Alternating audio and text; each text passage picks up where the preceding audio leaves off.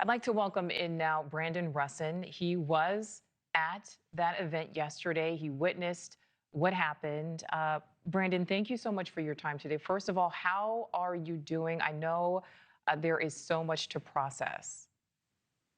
Yeah, I've been asked that a lot, and I think talking about it is helping me to process it better. Um, I'm I'm doing okay. I feel very grateful to God that I'm okay and the people around me were okay, but absolutely heartbroken and devastated for Charlie and his family, and of course, still still very disturbed from the what I witnessed yesterday. It was such a traumatic event, something that, I mean, thousands of people there. None of you signed up for what you ended up seeing and being witness to. Talk with us about what you remember from yesterday. Walk us through what happened. Absolutely. So me and my good friend were there, just ready to enjoy some open dialogue with Charlie, and uh, his first. He only was able to have one debate, and at the end of that debate, I think it's important to talk about how one of the last things that he said before this happened was that Christ is Lord, and that Christ defeated death, and that the tomb is empty, and that the resurrection is real. And I think that those were very poetic words from Charlie, even given the tragedy. And it was after that that another student approached him with a debate topic. As we know, it was a topic about mass shootings, and that's when the shot rang out. And for me, it seemed like everything was in slow motion, and it didn't really hit me that something horrible had just happened. Even after seeing the graphic nature of what happened, I didn't think it was real until we all dropped on the ground and began to panic. It was probably a minute after being on the ground that everyone received an adrenaline rush and started running to the buildings.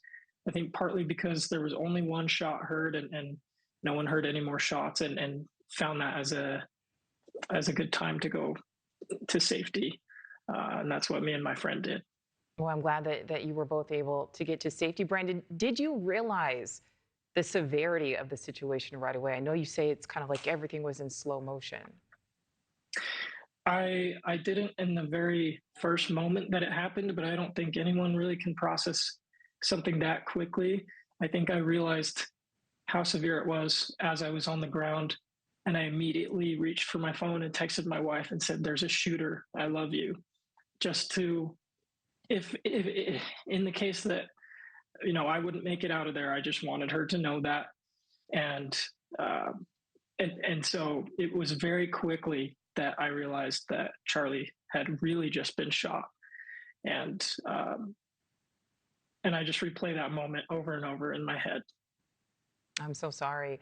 I don't know if you are familiar with the Utah Valley campus. If so, can you kind of describe the space there? I heard a report that all of the buildings are kind of connected. I am a former student there, and that is the case. That the buildings are connected. You can walk through the entire campus indoors if you so please. And the courtyard that we were in, I remember walking into that courtyard and saying to my friend, if a shooting were to happen here, this would be an absolutely awful place to be. There's so many vantage points for a person to get up on a roof or something like that. So I hope and pray that there is good security here. I remember saying that, and then just forgetting that that could be a concern, because it seemed like this would be a very Charlie friendly crowd. Of course, it ended up taking a dark turn. But that specific courtyard, that venue, I did not feel was a safe place to be.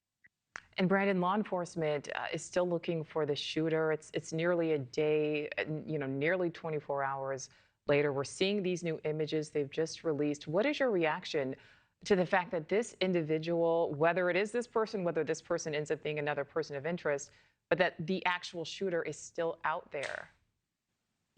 It's very frightening. I remember going home after the shooting and hugging my wife and my kids, and being extremely worried knowing he was still out there, helicopters flying around.